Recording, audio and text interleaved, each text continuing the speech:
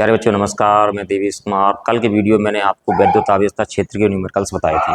आज हम बात करेंगे गॉस के प्रमेय पर आधारित न्यूमेरिकल्स की। अगर पिछला वीडियो आपको देखना हो तो उसका लिंक आपको डिस्क्रिप्शन में मिल जाएगा। चलो देखते हैं गॉस के प्रमेय के क्या है, न्यूमेरिकल्स कैसे हैं। इधर देखिएगा,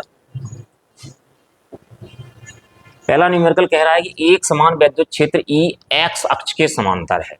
20 सेंटीमीटर भुजा के किसी घन से कितना नेट फ्लक्स गुजरेगा। मान लेता हूं हमारे पास, मान क्या लेता हूं, क्वेश्चन दिया गया कि वैद्युत क्षेत्र हमारे पास क्या है, एक्स अक्ष के समांतर। ये हमारे पास रहा वैद्युत क्षेत्र और ये हमारे पास रहा घन की प्रत्येक भुजा कितनी है, 20 सेंटीमीटर है। तो आपको बताया गया था कि क्षेत्रफल सदिश क्या होता है। जैसे हमारे पास कोई पृष्ठ क्षेत्रफल है तो उसके लंबवत क्या कहलाता है, उसका क्षेत्रफल सदिश होता है, उसके लंबवत। तो अगर आप यहां से देखते हैं कि इसका क्षेत्रफल सदिश किस तरफ हो जाएगा, इस पृष्ठ का क्षेत्रफल सदिश किस तरफ चला जाएगा, ऊपर की तरफ चला जाएगा। इसका किस तरफ चला जाएगा, नीचे की तरफ चला जाएगा। और वैद्युत क्षेत्र किस तरफ है, वैद्युत क्षेत्र इस तरफ है, यूं करके। इसमें वैद्युत क्षेत्र इस तरफ है, इसमें भी इस तरफ चला जाएगा, इसमें इस तरफ चला जाएगा। तो इस तरीके से हमारे पास कंडीशन क्या हो जाएगी, अगर देखा जाए तो हमारे पास इसमें ई और ए कैसे हो जाएंगे, ई और ए परस्पर लंबवत हो जाएंगे। ई और ए इसमें भी परस्पर लंबवत हो जाएंगे, इसमें भी ई और ए परस्पर लंबवत हो जाएंगे। और जो ये वाला पृष्ठ है इसमें भी ई और ए परस्पर कैसे हो जाएंगे, लंबवत हो जाएंगे। तो हमारे पास क्या होता है, जो फाई ई होता है, फाई ई बराबर होता है ई डॉट ए, मतलब ई ए कॉस थीटा। जब लंबवत हो जाएंगे थीटा हमारे पास कितना हो जाएगा, 90 हो जाएगा। कॉस 90 की वैल्यू कितनी होती है हमारे पास, 0 होती है। तो सीधी सी बात है, इस पे भी फ्लक्स हमारे पास कितना रहेगा, 0 रहेगा। इस पे कितना रहेगा, 0 रहेगा। इस पे कितना रहेगा, 0 रहेगा। और जो बाहर वाला इधर है इस पे भी कितना रहेगा, 0 रहेगा। अब हम इसकी बात करते हैं जो हमने कलर्ड कर रखा है।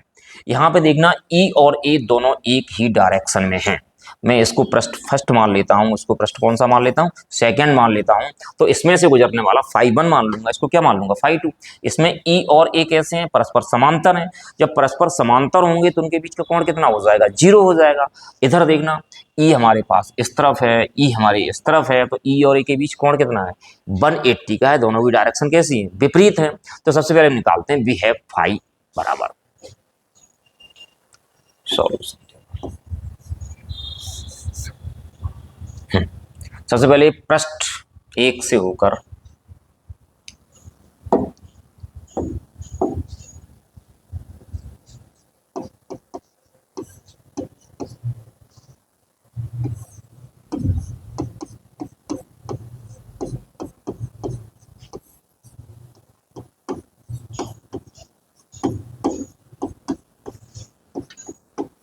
गुजरने वाला वैद्युत flux phi 1 is equal to क्या रहेगा हमारे पास, ई ए कॉस थीटा। पृष्ठ 1 के लिए हमारे पास क्या है, ई और ए के बीच का कोण कितना हमारे पास, 0 है। तो फाई 1 हमारे पास कितना हो जाएगा, फाई 1 हो जाएगा ई ए कॉस 0। और कॉस 0 वैल्यू कितनी होती है, 1 होती है। ई ए इंटू 1, तो फाई 1 हमारे पास कितना हो गया, ई ए। इक्वेशन नंबर हमारे पास कौन सा रहा, फर्स्ट। इसमें आपको पता है, इसमें ई और ए कैसे होंगे, परस्पर लंबवत होंगे। ए हमारे पास ऊपर तरफ चला जाएगा, ई इस तरफ चला जाएगा। तो फाई ई बराबर क्या होता है, ई ए कॉस थीटा होता है। थीटा कितना रहेगा, 90 रहेगा। और कॉस 90 वैल्यू हमारे पास कितनी होती है, 0 होती है। तो इसका भी 0 हो जाएगा, इसका भी 0 हो जाएगा, इसका भी 0 हो जाएगा। जो बाहर निकल रहा है इसका भी 0 हो जाएगा।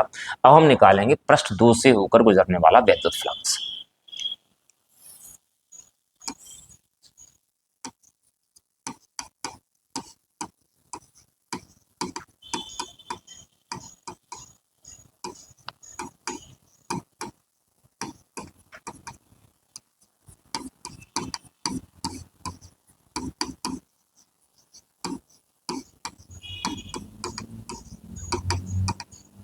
वैद्युत फ्लक्स इसको हम फाई 2 मान लेते हैं। तो फाई 2 बराबर हमारे पास क्या रहेगा, ई ए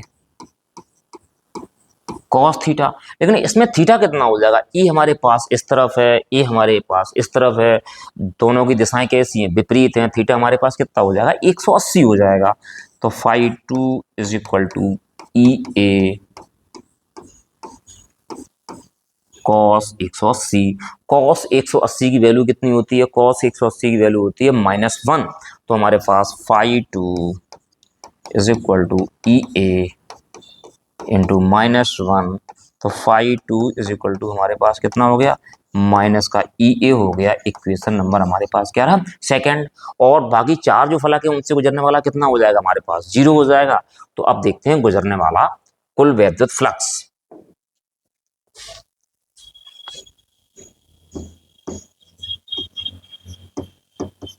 गुजरने वाला कुल वैद्युत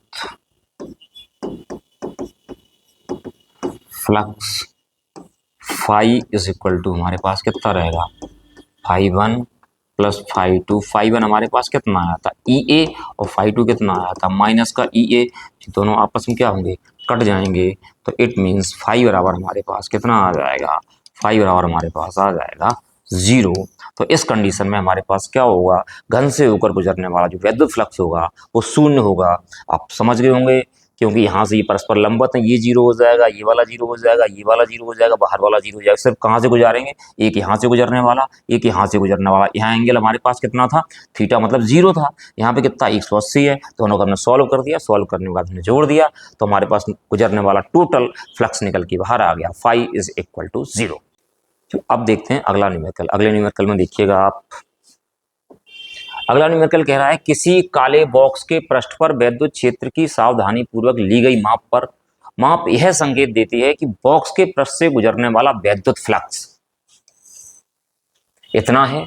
तो बॉक्स के भीतर कितना नेट आवेश है, मान लेता हूं, माना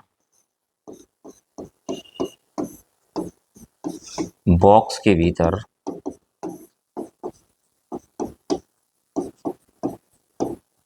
नेट आवेश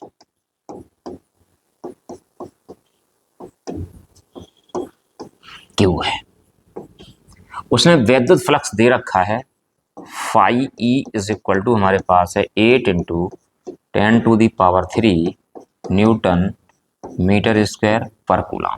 एप्सिलॉन 0 की वैल्यू होती है हमारे पास 8.85 इंटू 10⁻⁻12 कूलम स्क्वायर पर न्यूटन मीटर स्क्वायर। यहां से वो क्यों पूछ रहा है, आप आ जाइएगा गॉस की प्रमेय से।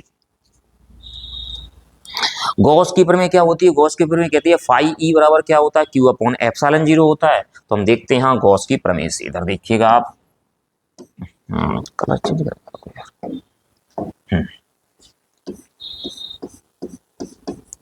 गॉस की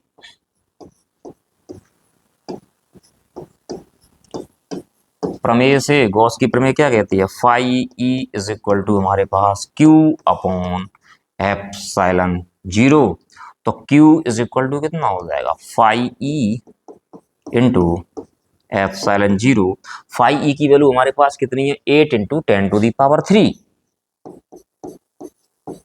एप्सिलॉन 0 की वैल्यू कितनी है, 8.85 इंटू 10⁻⁻12।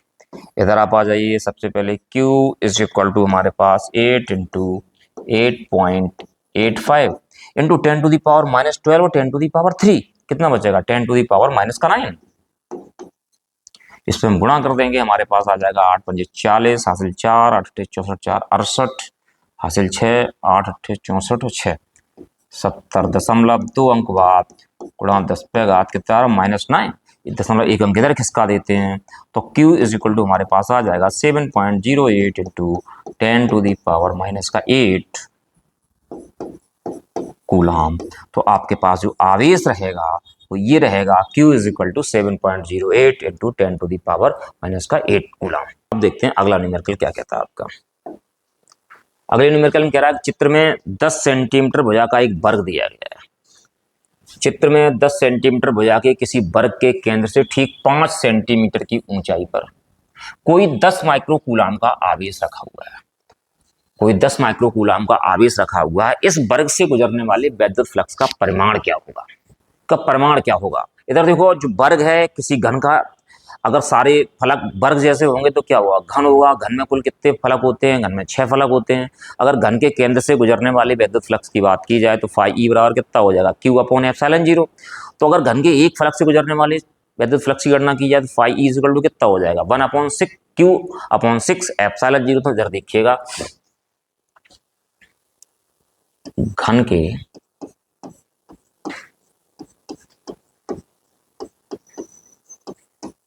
केंद्र से होकर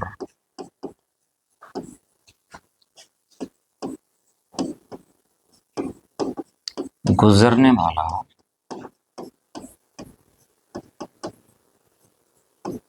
विद्युत flux phi E is equal to Q/एप्सिलॉन जीरो। चूंकि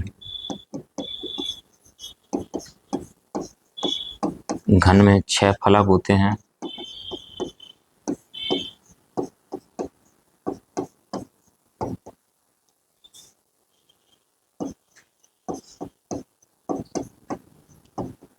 अतः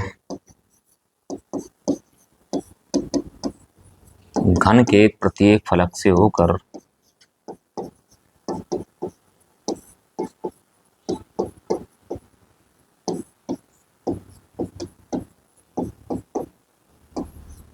गुजरने वाला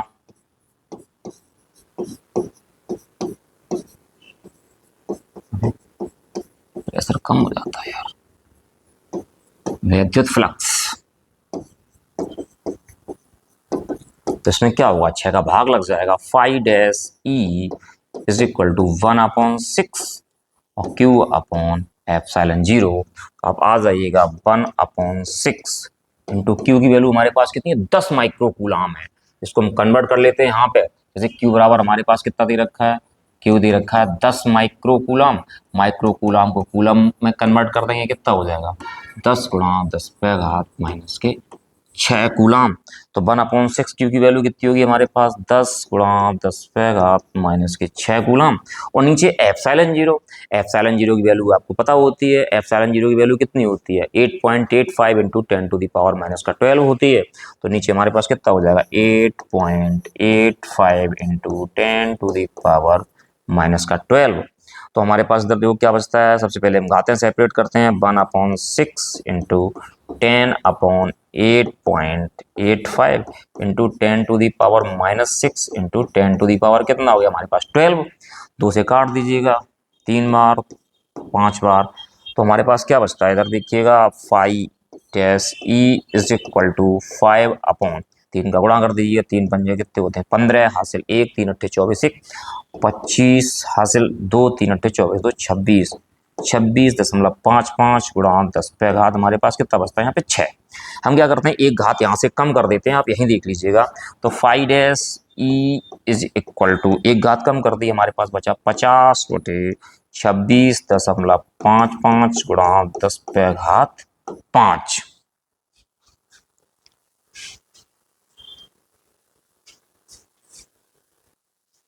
इससे उसका भाग लगा देते हैं, हमारे पास आ जाता है 1.883 इंटू 10⁵ न्यूटन मीटर स्क्वायर प्रति कूलाम। तो ये रहा आपका वर्ग से होकर गुजरने वाला विद्युत flux 1.883 into 10⁵ newton metre square प्रति कूलाम। अब देखते हैं अगला न्यूमेरिकल, इससे अगले न्यूमेरिकल में क्या है देखिएगा। ये हमारे पास 2 माइक्रो कूलाम का कोई बिंदु आवेश किसी किनारे पर 9 सेंटीमीटर किनारे वाले किसी घनी गॉसियन पृष्ठ के केंद्र पर स्थित है। तो पृष्ठ से गुजरने वाला नेट फ्लक्स क्या होगा। अच्छा नेट फ्लक्स क्या होता है, फाई ई बराबर क्या होता है Q/एप्सिलॉन जीरो होता है। Q हमारे पास है, एप्सिलॉन जीरो की वैल्यू आप जानते ही हो 8.85 इंटू 10⁻⁻12 कूलाम स्क्वायर प्रति न्यूटन मीटर स्क्वायर होता है। तो आप देखते हैं फिर इसको, तो Q बराबर हमारे पास कितना है, Q बराबर उसने में दे रखा है 2 माइक्रो कूलाम। 2 माइक्रो कूलाम का मतलब कितना हो जाएगा 2 इंटू 10⁻⁻⁶ कूलाम, ये तो दे रखा उसने। अच्छा अब हमें जरूरत पड़ती है एप्सिलॉन जीरो की। Epsilon zero is equal to होता है हमारे पास 8.85 इंटू 10⁻⁻12 कूलाम स्क्वायर और प्रति न्यूटन मीटर स्क्वायर। तो यहां से पूछ क्या रहा, फाई ई पूछ रहा है गॉस की प्रमेय से।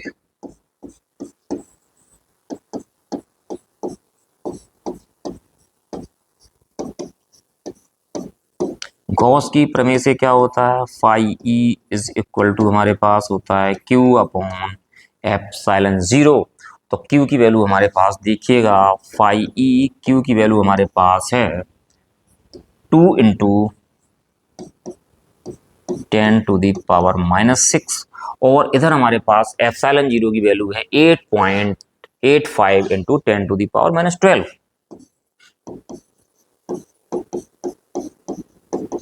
ये -12 कहाँ पहुंच जाएगा, ऊपर पहुंच जाएगा। 2 × 10⁻⁻6 × 10⁻12 अपॉन कितना रहेगा 8.85। तो phi E is equal to हमारे पास रहेगा 2 × 10⁻6। 12 में से 6 कितने बचे, 6 बचे, और नीचे हमारे पास कितना रहा 8.85। तो phi E is equal to, हमने यहाँ पे एक जीरो बढ़ा दिया और एक घात कम कर दी, तो हमारे पास हो गया 20 × 10⁻5/8.85। अब हम क्या करते हैं, इसमें इसका भाग लगा देते हैं, तो बस भाग आ जाता है 2.26। तो phi E is equal to हमारे पास हो गया 2.26 × 10⁻5 न्यूटन मीटर स्क्वायर प्रति कूलाम। तो इससे गुजरने वाला जो वैद्युत फ्लक्स रहा पूरा हमारे पास 2.26 × 10⁻5 न्यूटन मीटर स्क्वायर प्रति कूलाम। चलो अब देखते हैं अगला न्यूमेरिकल। अगले न्यूमेरिकल में कह रहा है किसी बिंदु आवेश के कारण उस बिंदु को केंद्र मानकर खींचे गए 10 सेंटीमीटर त्रिज्या के गोलीय गॉसियन पृष्ठ पर वैद्युत फ्लक्स -1 × 10⁻³ न्यूटन मीटर स्क्वायर प्रति कूलाम है। फर्स्ट पार्ट में कहता है गॉसियन पृष्ठ की त्रिज्या दुगनी कर दी जाए तो पृष्ठ से कितना फ्लक्स गुजरेगा, और दूसरा है बिंदु आवेश का मान क्या होगा। पहले का आंसर आप देखिए, वैद्युत फ्लक्स में कोई परिवर्तन नहीं हुआ,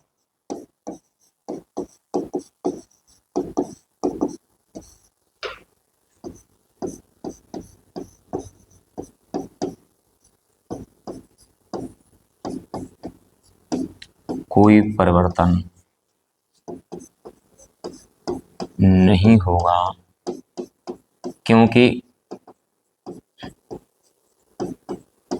वैद्युत फ्लक्स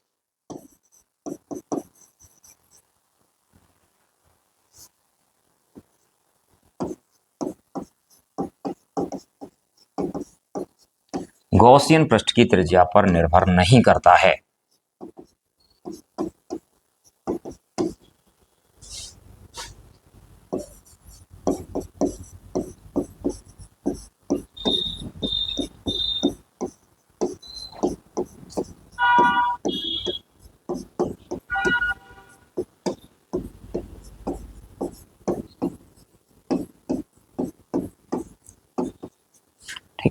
सेकंड पार्ट में कहता है बिंदु आवेश का मान क्या होगा।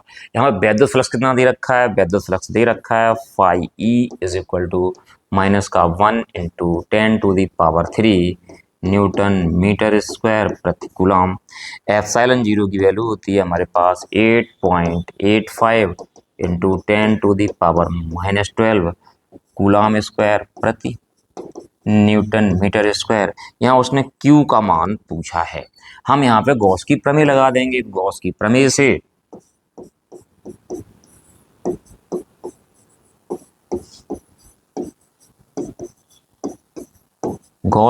से क्या होता है, phi E is equal to हमारे पास होता है Q अपॉन एप्सिलॉन जीरो। अगर हमें Q की वैल्यू निकालनी है तो Q क्या हो जाएगा, फाई ई इंटू हमारे पास क्या रहेगा एप्सिलॉन जीरो।